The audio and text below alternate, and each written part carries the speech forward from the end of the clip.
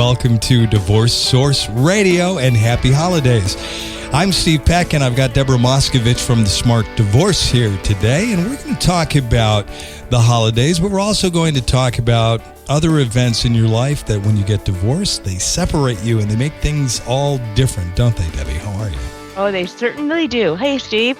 Happy holidays. Thank you very much. And it's interesting because Deborah is Jewish and I am not. And so we have two separate holidays, but we share similarities because, you know, you have your days during Hanukkah, right? Where, and maybe it's easier in a way with Jewish people that go through Hanukkah, as I was told by one of my Jewish friends, because it's an event every night. Maybe you could explain that a little bit better. And so you could split those up easier than one day for Christians that celebrate Christmas. Yeah, Hanukkah is a holiday where we celebrate a miracle. And that is when oh my goodness, you are really taxing my brain here in terms of what the holidays are all about. But the Maccabees, once again, it was, I can't remember which group, was trying to destroy the Jews.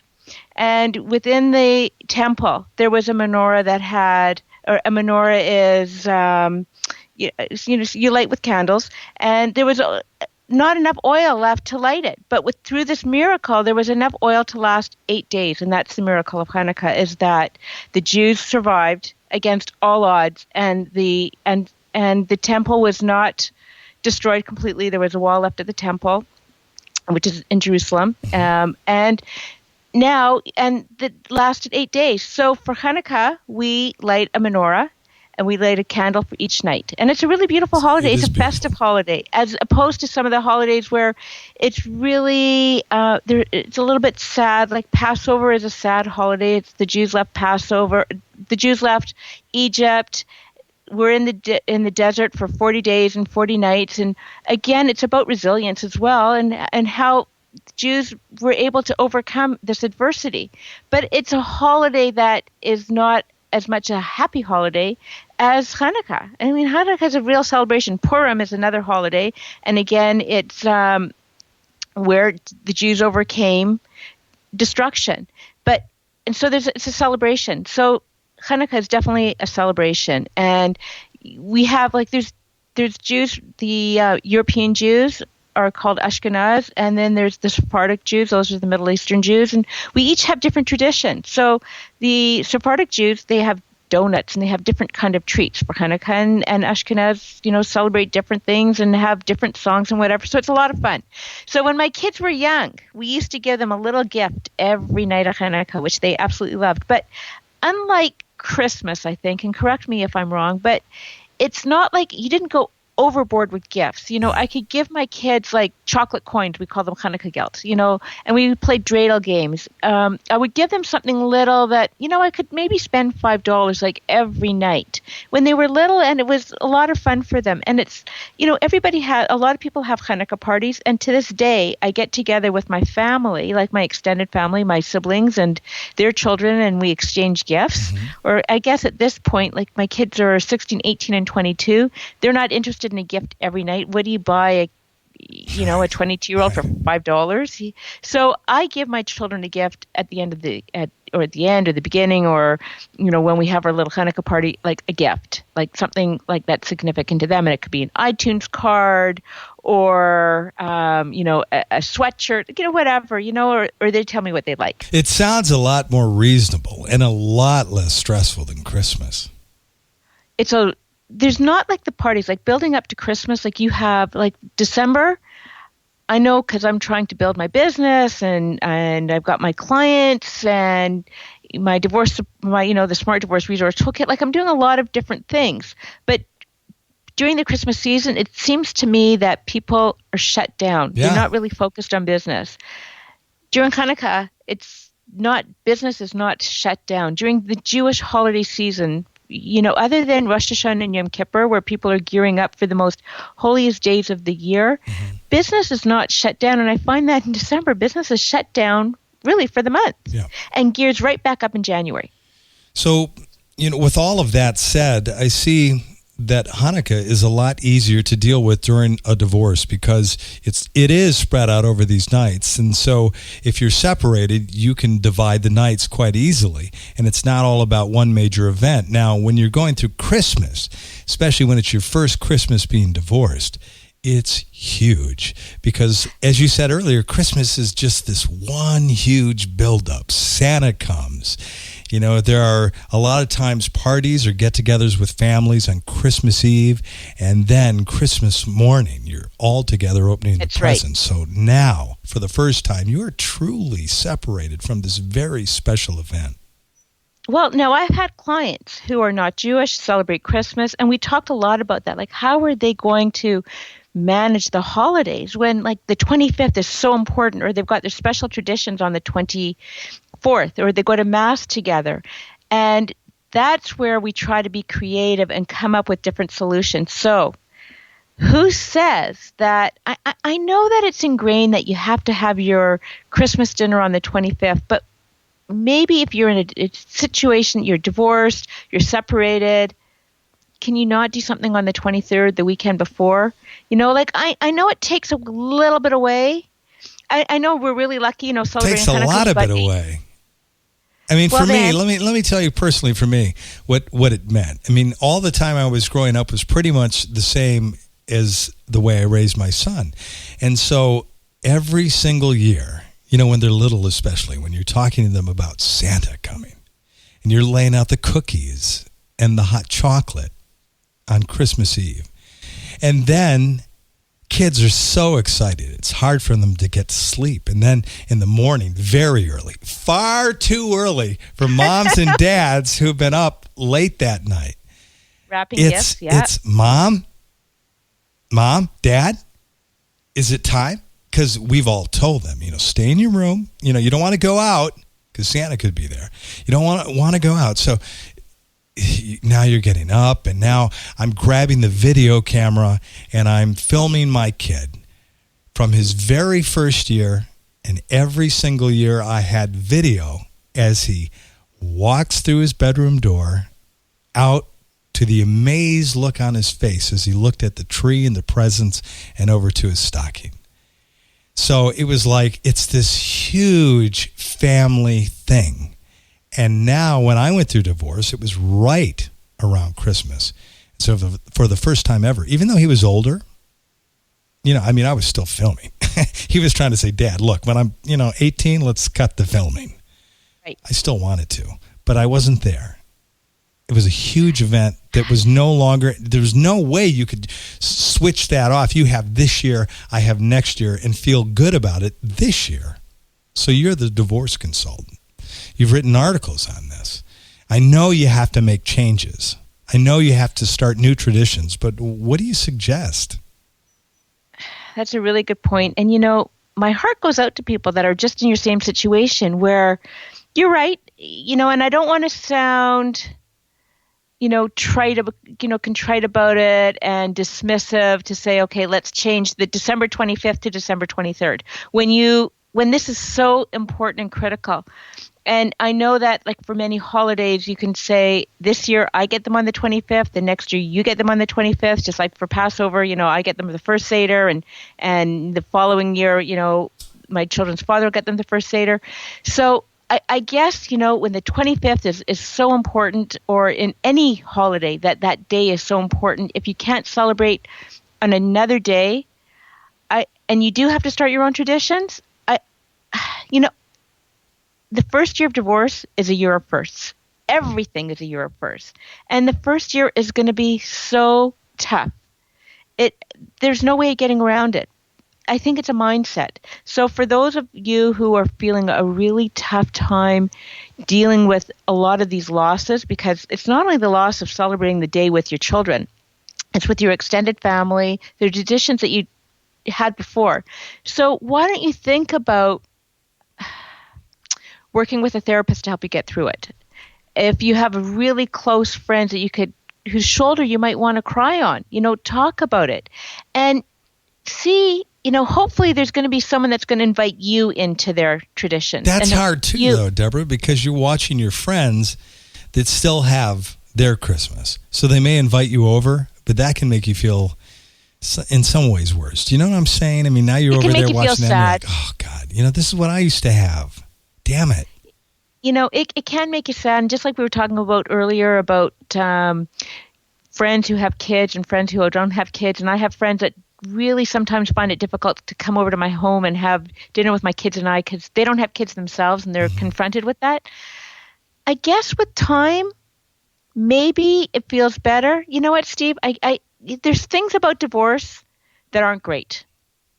And that's one of them. You know what? That's just one of them. So I guess it's coming to terms with the reality of the situation, and it's how you deal with it. So you can't see yourself as a victim in terms of, I don't have my kids this Christmas, or I don't have my kids this holiday, but learning to deal with it. And it really is in terms of that introspection that you need to do is, what am I going to do about it? Am I going to feel sorry for myself? And you know what? I'm going to give you one holiday. I'm going to give you one Christmas. Your first Christmas, your first holiday, whatever it is that's important to you, that's okay. Feel bad.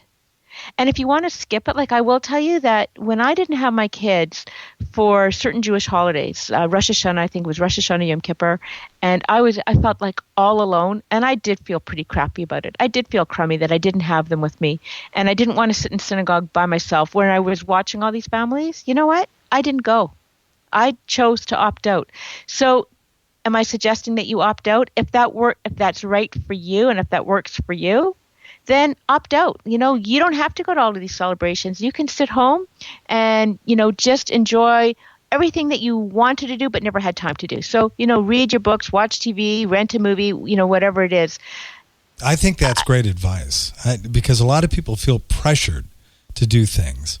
And that what you just said really resonates. You don't have to do these things. You opted out. Don't put yourself into a situation where you don't feel comfortable. You don't have to. Yeah, exactly. How many times have you said to yourself, oh my goodness, I am spending so much time at work and so much time with life and so much time trying to juggle all these balls in the air. I don't have any time for me. Well, you know what? Take this time for you. Use this as your gift. For you, for me time. Use this as a gift for me time. So and I really empathize that you won't have your children and there's not those traditions, but these are the times that you've got to be creative thinking and really not feel sorry for yourself. And don't get into some bad habits of excessive drinking, excessive eating. You might want to dip into that tug of Haagen-Dazs and whatever. And, that's okay as long as it just doesn't continue, right. Over the course of the holidays. The holiday times are tough. So, I do suggest that you take the time for yourself. Try to really start your own traditions. It might not work at the first year of separation and divorce, the new traditions. They might not. But, year 2 or year 3, try to be creative. So invite some other friends to your house, perhaps. Go out to, your favorite restaurant. Just have a consistent reservation at a restaurant with the same friends whose company you enjoy. I don't know. You've got to be really creative about your thinking about it. But if you continue year 2, 3, 4, 5, in perpetuity thinking about yourself as a victim because you don't have your kids or your family or these traditions, you're not going to be happy. And you've got to find a way to find happiness. And if you really do find it tough, and I suggest to my clients all the time in my private divorce consulting practice that if you're having trouble dealing with the emotions of dealing with the holidays or dealing with certain things, you need to talk to a third party. You really do need to talk to a therapist, your clergy, somebody who you hold in high esteem.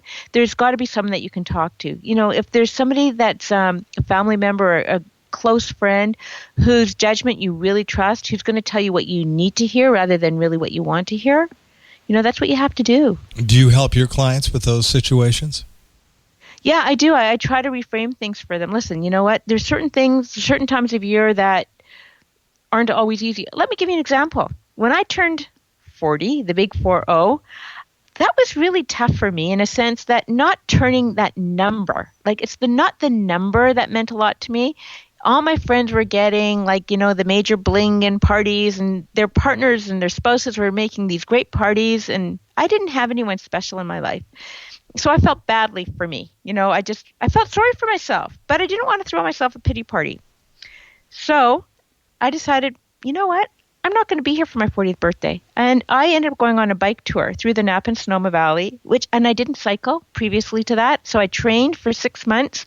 I did spin classes, and you know what? I had the time of my life. So that's how I celebrated my 40th birthday. I decided that I was going to do something special for me. And some of those listeners, some of you listeners out there are saying, well, she must be a pretty tough person to be able to just go out on her own. I believe that was the first time I'd ever traveled on my own. And I realized that living outside your comfort zone is fabulous. So I now are strong enough to go on like different adventures by myself. Listen, is it the best thing? You know what? It's interesting how you open yourself up to meeting new people and trying different things. And when I came home, I had great stories to share. So all of a sudden, I was a really interesting person. And because I was happy, I sent out this kind of positive karma. And I started meeting really interesting people. So when I had a date, I had some great stories to tell. And all of a sudden, I was far more interesting and less boring and mundane than I might have been. So what do you do during the holidays? I guess you look for, certain other opportunities. You live outside your comfort zone, whatever that is. I don't know.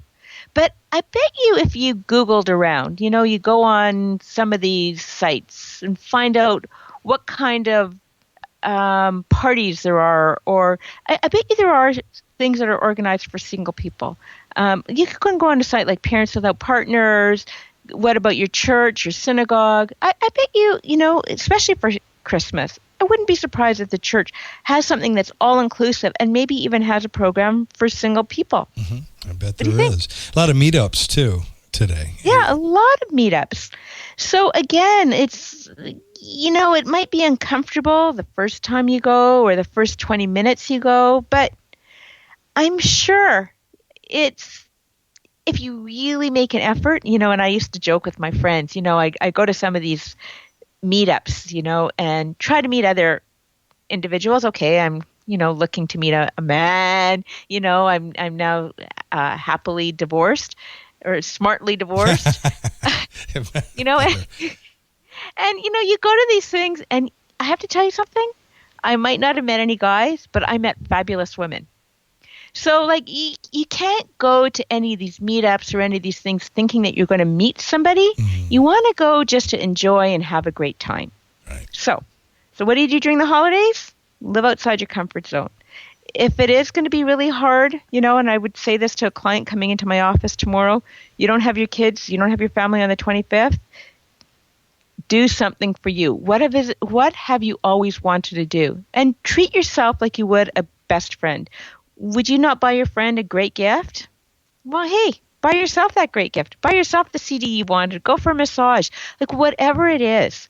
Or, if you want to do if this is in your nature to give back to the community, maybe if you go to a retirement home, an old folks home, somewhere where they're looking for a soup kitchen, somewhere where they're looking for some help during this time. Great idea. Always good to give back.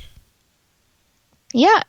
And, you talk about opting out. We're talking about, now we're talking about Christmas. There's lots of Jewish holidays. One that is very sensitive to a lot of people is Valentine's Day. Oh, yeah. And boo-hoo, I'm not a couple, But now to me, and now that I am a couple, but even when I wasn't, Valentine's Day didn't mean a lot to me. It's just not my makeup. Kind of like a Hallmark holiday, right? It is a Hallmark holiday. And, like when my kids were really, really young, at school, they would give Valentine's Day cards. I don't think now they do anything. If I see some chocolates with like little hearts, I might give my kids something, just to say I love them. Mm-hmm. But you know what? Who says that Valentine's Day is a holiday you have to celebrate? Right. Besides, again, it's watching other people go through this and your perception that they're happier than you are, or that they have something that you wish you had or that you used to have. And again, the word there is perception, right? The word there Yeah, exactly. I'm sorry that I cut you off, but it is perception. Because they're probably looking at you and saying, oh, you know what? I'd rather be in their shoes. If they're in a miserable relationship and they're sitting at a table staring at each other with nothing to say. Yeah. So, I mean, Valentine's Day, like I said, is kind of this little made-up, like, sweetest day in a way, right? We think about it as one of these holidays that retailers find a way to make more money. But obviously Hanukkah and Christmas are a big deal. But while we're talking about being away and holidays and situations that are difficult, especially the first year, we can't not look at graduation and some of these key moments with our children at school, at baseball or sport games. These can be so difficult. Bar mitzvahs. Okay, well, there you go. Because I went through the bar mitzvahs and I've gone through graduation and a lot of these different milestones in my children's life. And even not such a milestone, soccer games, when they were little. And now, why do I'm doing the smart divorce? Well, I guess I didn't have a smart divorce. I kind of had the dumb divorce. I had the stupid divorce. And obviously, I went through a very high conflict situation. So for those couples, and I have to say that those couples that are really amicable, I am envious of those situations where the couples can, the mother and the father, they can sit together and everybody can sit together and that's great for the How kids. do they do that? Really, really wonderful. Because you know what? They're mature. They are mature. They put their children's best interest first. They rise above it, and they know what their children need. Or did they not hurt each other as much as the other people were hurt, perhaps? That's right. Perhaps they didn't. Perhaps they were able. I've got lots of clients in my divorce consulting practice who are really amicable. Like they like their partner. They just don't love them anymore for whatever reason. The relationship has failed. No, and you know what? I don't even want to use that word fail. That was a bad word. Excuse me, listeners. You don't want to say that you were a failure. For whatever reason, that relationship didn't work. So while they couldn't remain married, they want to remain good co-parents. So they can sit together, they can have bar mitzvahs together, they can, have all these celebrations together. And I think, wow. What I'm hearing you say here, correct me if I'm wrong, but you said maturity, and I agree with that. But it's easier to be mature when you've fallen out of love than when you're still in love and wanted to be in a relationship and the relationship is torn apart, right? Right.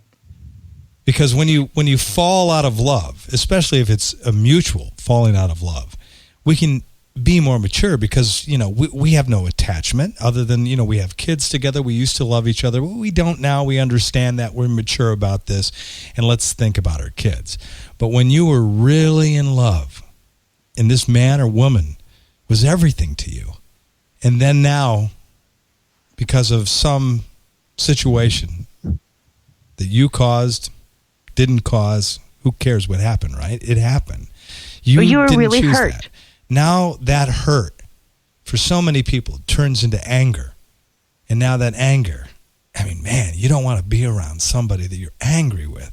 And now you have to be there. You have to show up at one of the biggest moments of a parent's life when their child is graduating or through their bar mitzvah or through whatever. And you don't want to see this other person. You don't want to talk to them.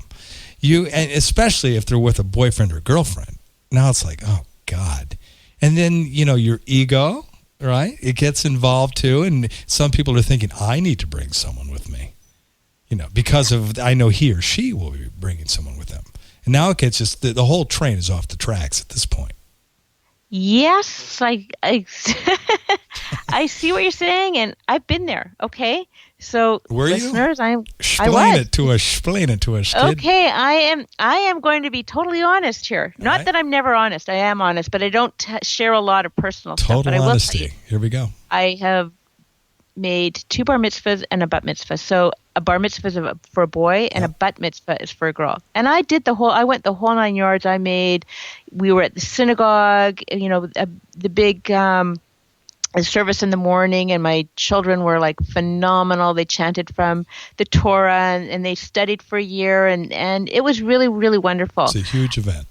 It's a huge, huge milestone in a child's life. It's when a girl turns 12 and a boy turns 13, and then we celebrated afterwards with a great big party. It was just phenomenal. These are parties, if you've never been to one, that are similar to a wedding. I mean, these, I've been to a lot of them, and I mean, some, oh my God. I mean, it's like a wedding, really. They have the bands, the food, I mean, it's a big deal. Okay, I did make a great party, I have to admit. But I tell you something, and especially when I did it for my first child, when I made this party and the synagogue in the morning, it was very difficult for me because I am very traditional in my outlook in life. And what I found hard was doing it by myself without my partner, without my child's father, because we don't have an amicable relationship. Obviously, that's what got me into this business in the first place. And I really want to help people see what they need to do to try to overcome some of the obstacles when you're divorced. So I went through it myself, and it was hard for me. Gradually with each one, it got easier, but we sat in synagogue together. Together? Like next to each other? With the child in between the bar mitzvah or the bat mitzvah. Was it my first choice? Was it really what I wanted? No, not really, if I have to be completely honest. No. But, and it's a big but, it was in my child's best interest to have both parents sitting together. I mean, this is about them. It's not about me. It's not about how I felt. Did it take away from the event, though? I mean, the whole ceremony, when all was said and done, because, when you're sitting next to your ex, you're going, oh, God, I can't stand it. You know what? And again, like, I'm going to share something that I've never said before, but, when my third child had his bar mitzvah, and there were certain conditions where the rabbi said to me, because of what's going on in your life, you don't have to grant the synagogue permission to let your children's father come out onto the bima. The bima is like the stage where, all this happens. And I said, no, you know what? I don't want my children looking back on their bar mitzvah, their milestone in their life, saying, because of mom, dad didn't get to participate. No, you know what? This isn't about me. This isn't my battle. This is about my children. And people couldn't believe, all that transpired and how I was able to rise above it. But, and it's not, I'm a saint, believe me and me, I am not. But I really want to put my children's best interest first. Appreciate so am I the most mature individual? No, but I really want to know that my children are going to be okay. And I really try to think about how they're going to react to any given situation. Do I make mistakes? Yeah, I do. I'm certainly not perfect. But if I do know that there's something that's really, really going to bother them, and it's a major milestone, I will put their best interest first. And that's like their bar mitzvah. We both sat together, in the front row with, my son or my daughter, between them. My husband's wife, did she sit with us? Absolutely not. But, it's not about him, and it's not about me. It's about my children. For my children's weddings, God willing, my children will get married and everybody will love their partner and everything will be wonderful. Will we walk down the aisle together? Now, I know what I would prefer, but you know what? It's not about me. Again, it's what my kids would want. What would you prefer? Really, do we really have to go there? You open the door. But I mean, you don't, but, doesn't this go away after a certain point in time? I mean, I'd like to believe that, because I don't speak with my ex either. But, I mean, and I've heard a lot of people that don't speak with their ex, but you do hear that years later, you can do this. Yeah. And you know what?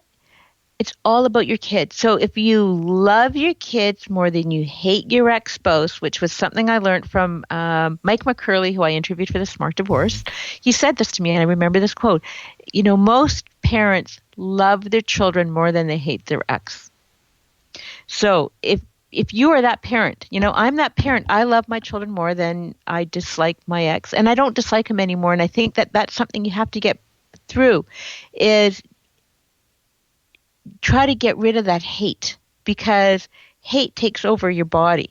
Like it is just, when you think about it physiologically, when you love somebody, you've got this euphoria, you're high.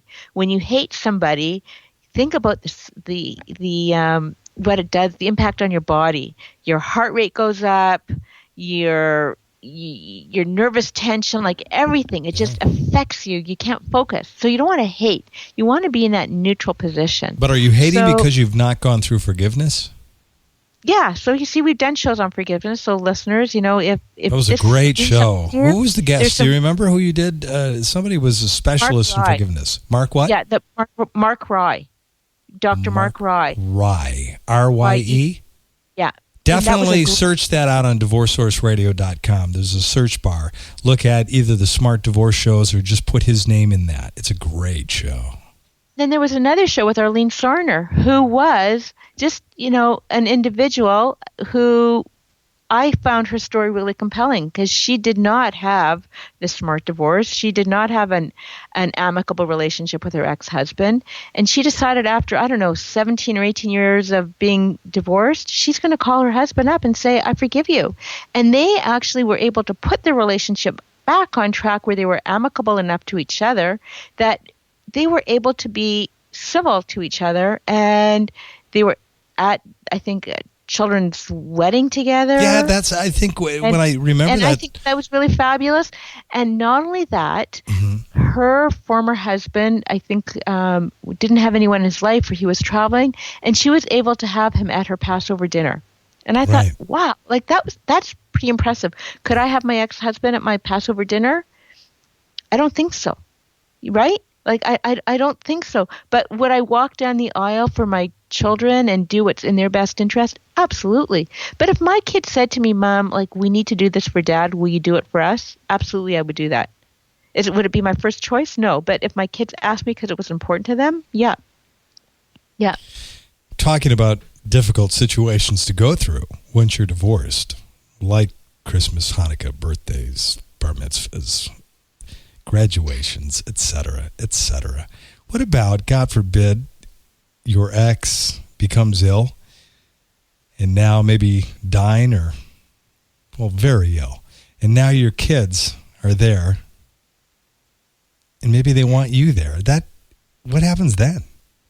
Well, again, I would do whatever my kids wanted. And this is something that I've often thought about. Not that I'm doom and gloom, and not that I'm wishing for my ex to die. Good.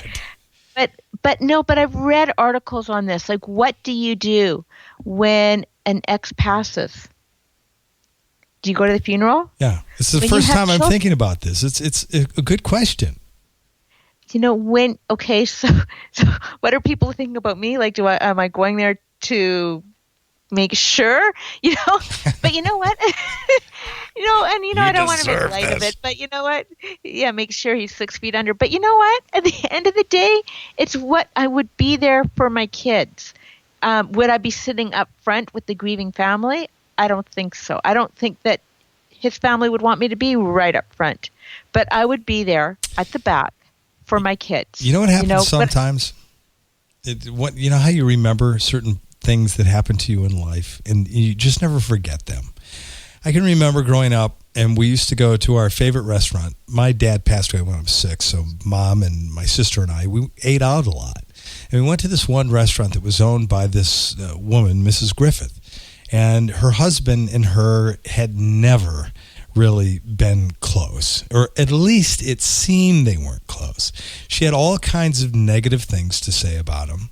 He had a drinking problem. He was a successful business person, but he was always there helping her with her business, but she never spoke highly about him. I was blown away at the funeral to see the grief in this woman. The woman that I thought really didn't care that much about him, I learned maybe that was a facade. And I wonder, with divorce sometimes, when we feel all of this hate and this emotion, is that really what we're feeling? And maybe at the point of death or serious illness, it can be an awakening of sort. What do you think about that? Or maybe it's forgiveness. Maybe it's finally letting go of your anger. I don't know, is it an awakening? I think that if you're holding on to that anger, it's so destructive to you. And maybe you see it as, I can finally let go of my anger, and just letting go of that frustration. Because, I don't know, because why? Because they can't hurt you anymore? I don't know, I want to be a little bit more altruistic than that maybe you don't want to see anybody suffer. Maybe you don't want to see, would I want to see my children's father suffer like that? But no, it was your husband too. It wasn't just your children's father. I mean, you love this man. I loved him, and we've got 3 great kids together. So I don't want to see my children be sad. As a parent, you want to protect your kids. You want them to be happy. You don't want to see sadness. So if you see, so you talked about Mrs. Griffiths. I think there's a backstory to everything. And that's the thing. You never really know what's gone on, behind closed doors. So she might have really loved her husband, and you don't know what she was really going through. Now, but I do have to say that, in cases of domestic violence or, serious abuse where you really are, you're in harm's way, you're in physical danger. I'm not putting these people in that category at all. I'm talking about somebody there could be infidelity and you're really hurting, or financial infidelity, or just you were blindsided. There's so many reasons behind divorce, and you really do feel like the victim. And you know what? You might very well have been a victim. But maybe this is your closure too, and you're thinking about all the losses. What did your life mean to you at that time? And listen, anybody that's getting married, or most people getting married, I don't want to say everybody. I can't paint everyone with the same brush. But for the most part, when you get married, you're thinking that this is going to be forever. Yep. And there's so many hopes and dreams invested in that. And I think that at the end of life, or in sickness, or whatever, or in some kind of crisis, maybe you go back to those good times and you do feel a sense of sorrow for that person, for what you had. Yes. For what you had. I wonder too what victimization does with love. And what I mean by that is that you may have been passionately in love with someone, and then you found out they had an affair. And then you were hurt. I mean, deeply hurt. But you loved that person. And really, I would argue you still love that person. But the hurt turns into anger. But can you dissipate love? I don't think so. I think the love that didn't work out and the anger, it snowballs into this situation. I'm just thinking out loud here, but... Well, you see, and these are our best shows where we're just thinking out loud. We did a great show with Emily Brown, and we talked about the anatomy of an affair. So if you are going through this, listeners, that's another great show to listen to, and it's Emily Brown, Emily Brown, Brown. And again, there are many reasons why people have affairs, and certainly I'm not going to play judge and jury. But if you are holding on to that anger, do you know what the opposite of love is? Hate? Indifference. No, it's indifference. Yes. If you hate somebody because of what they did to you, it's taking away all that energy from you, it's really toxic. But my question is really, what happens to the love? Because if you love this person, yesterday you thought you had a loving, wonderful relationship. And tomorrow, when you go through your husband's pocket, you find a phone number, and that phone number leads to a whole trail of things, of deception. You love this person. Does the love ever go away? Or does the love turn into hate, because I don't think the love and the hate, or the hate turns into indifference until further down the road. And so I wonder what, and this is what, I was talking about when someone that you love is in the hospital. This is someone like Mrs. Griffith that had a problem with her husband. She always sounded like she had a problem until he was dead. And then she felt, or at least showed, she really loved. She was covering up. She was pretending that she hated when she really loved. And you and I have done shows now for a long time. And the one thing I always asked you was, how does this happen? I mean, how is it really hate? Because if you really hate someone and you're in a confrontational, high conflict divorce, my thought is that why would you care about someone? Why would you give them the energy of hate if you don't care about them? So I'm just suggesting that if you're in a high conflict divorce and you're feeling all this anger and this hatred, maybe you care more than you care to admit. Yeah, I think you're absolutely right. I think that's an excellent point. It keeps the couple together. There's a word, which I won't use. It's an emotional sex, as some lawyers would say with an F word, that the keeping of the couple together. That that hate is like the emotion, you're vesting these emotions to try to keep you engaged. So it's like a drug? And that's not healthy. Well, it's not healthy, but because you hate that person so much, because you're not letting go, you're trying to stay, in a way, it keeps you vested in that relationship. The sex. It's the emotional. It's not the sex. But it's like a drug-like effect, though. When you're using that, it changes your brain chemistry. Metaphorically, absolutely, and you just can't turn it off like a light switch. It just doesn't happen overnight. You've got to learn to let go. But like that situation where you're saying, like, you're finding. I just saw a movie this weekend, Contagion, where who's in that? That's with Matt Damon, Gwyneth Paltrow. It was an okay movie. What's it about? It's about this virus that one person gets and it multiplies all over the world, and like the world is going to die from this virus. But the beginning of the movie shows that Gwyneth Paltrow was at maybe some kind of business function. She hooks up with an old boyfriend who she's having an affair with, who her husband didn't know she had this affair until his wife died, right? Which is why I'm bringing up this movie.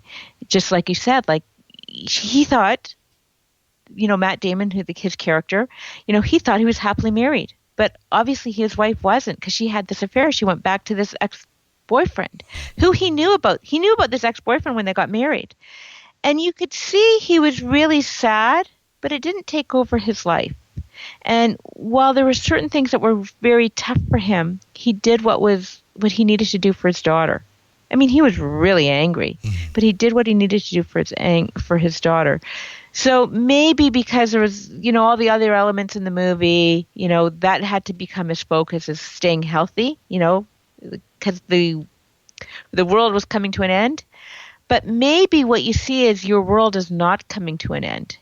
There is life after this person. You can find love with someone else, or you can get over the hurt that your partner inflicted. I don't know. You know what? And I would send any of my clients that were in this position, I would send them to a therapist. I really would. I think that life's too short, and you can't live with the anger, and you got to deal with it.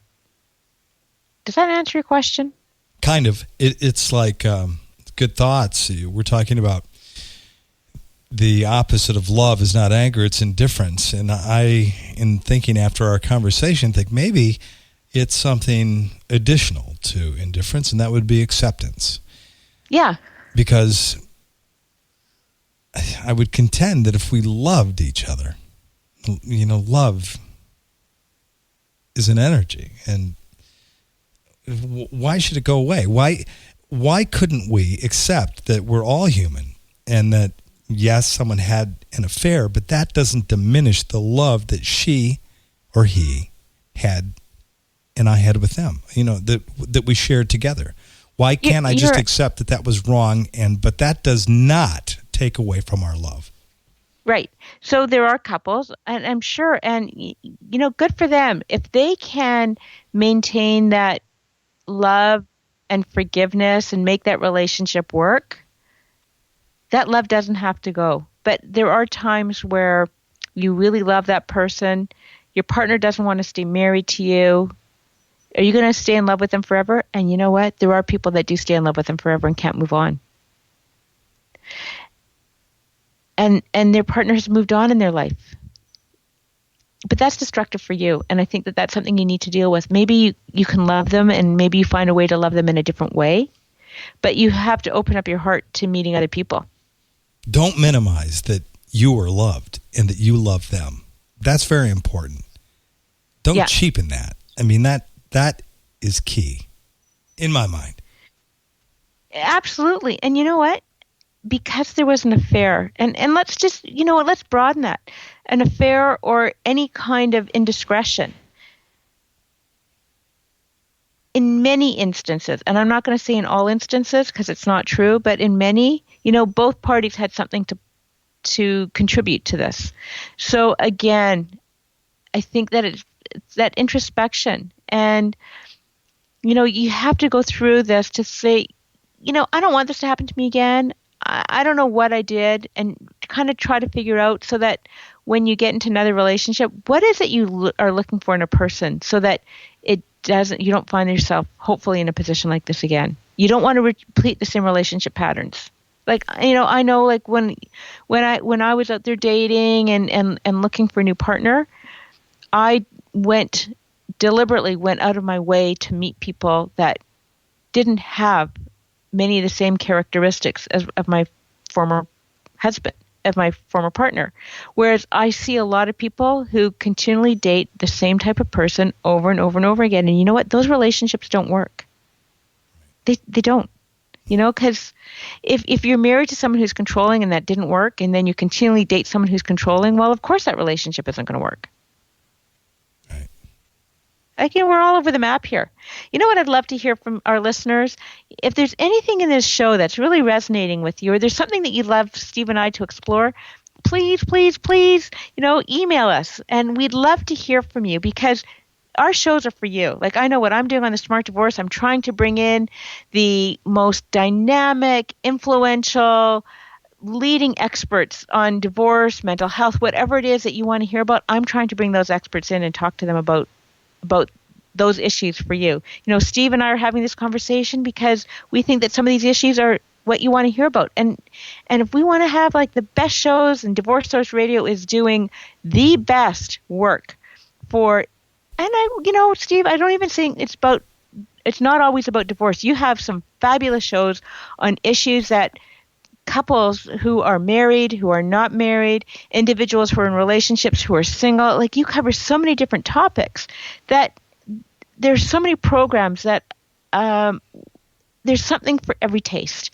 And if we want to continue putting on this great programming, I mean, we got to hear from our listeners, and I want to hear from you. I agree totally. I think sometimes listeners just think, they don't want to bother us. They don't want to send an email, or we won't really answer it. And how many businesses do you go to in any given day, or products that you buy and you love them, and you don't take the time to go back to the business and tell them, and you don't write the company a letter. But yet, if you did, the company is really, really happy to hear it. And we do this, as you said, Deborah, because we care about people. So it's so important, and we're so accessible. Just write us, divorcesourceradio@gmail.com. How do you feel? Tell us how you feel about it. And you know what, Deborah, I purchased a domain the other day, a new one called Marriage Source Radio. Oh, that is fabulous. Now, I don't, I'm not making any promises, but The ultimate goal of Divorce Source Radio was to take people and help them through the process of divorce. And then now we've expanded to help them move on to their new life after divorce. But we really need to address the people before they get married. So who knows? Maybe in 2012 we'll do something with that. Right now it's just a sold sign on a domain that will sit out there on a nice piece of land. But you never know. But you know what, Deborah? This has been an amazing journey, this whole Divorce Source Radio. And you were the first actual show beyond myself doing shows that we added. And I told you the other day in an email that you are like the flagship show, the Smart Divorce with Deborah Moskovich. So as we end this show, and we've been talking about holidays and all of that, I just want to tell you that I'm thankful that I met you, and I'm grateful for all that you've brought to Divorce Source Radio, and that all you continue to bring to all of your readers, listeners, and viewers, because you're mass media. So thank you on behalf of all of our listeners. Even if they haven't taken the time to write, I'm going to thank you on their behalf, because I know if they would write, they'd say that. So thanks for all you do. And thank you. You've helped one of my dreams come true. You're a radio star. You're a rock and roll star now, kid. And this is my Hanukkah present. This is my Christmas gift. Well, look, it's all working. I mean, 160,000 is our number now. That's how many of you are out there. So we're going to have like a McDonald's sign maybe on our website with now serving 160,000. But we want to make that 1,160,000. Okay, so let's challenge our listeners and tweet it to all your friends and let everybody know about Divorce Source Radio, because it's not just for those going through divorce. It's those that are struggling with relationships. Perhaps you're widowed, and you're struggling through your own trauma. There's so much in crisis, and there's so much to help you here. And again, happy holidays. Like, that's all I have to say is happy holidays, and tune in again. Thank you so much, Deborah, and happy holidays to you. As always, I hope the program helped you. If you have a comment or question you'd like to ask us, we'd love to hear from you. You can leave us a voicemail on our listener line at area code 248-686-2256. Or drop us an email with your question or comment to divorcesourceradio@gmail.com. New programs are available every week on divorcesourceradio.com, as well as iTunes, BlackBerry, Stitcher, and all over the web. If you'd like to be notified when new programs are available, you can follow us on Twitter. Our follow word is Divorce Source. Also, if you're not listening from our website, I invite you to stop by divorcesourceradio.com, where you'll find a complete program archive. If you're looking for a specific subject, simply type it into our search engine, and chances are you'll find what you're looking for. We also have other resources available at our website as well. And while you're on our website, click on the Facebook icon and join the growing Divorce Source Radio Facebook community. Thanks for listening. Until next time, make it a great week and stay healthy. I'm Steve Peck.